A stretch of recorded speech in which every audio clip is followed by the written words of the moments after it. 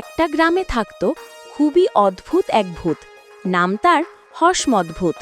ভয় দেখানো তার কাজ ছিল না, সে শুধু মানুষকে হাসানোর চেষ্টা করত।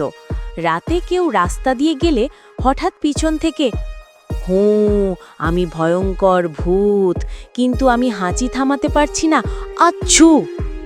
মানুষ ভয় পেয়ে পালানোর বদলে হেসে গড়াগড়ি খেত। একদিন গ্রামের মোড়লের সামনে হাজির হলো হসমত ভূত। মোড়ল ভয় পেয়ে হাত পা কাঁপিয়ে বলল, বাবা ভূত, কি চাও? ভূতটা বলল, ভয় দেখাতে আসিনি, একটু ভাত আছে? অনেক দিন কিছু খাইনি। মোড়ল অবাক হয়ে ভাত এনে দিল।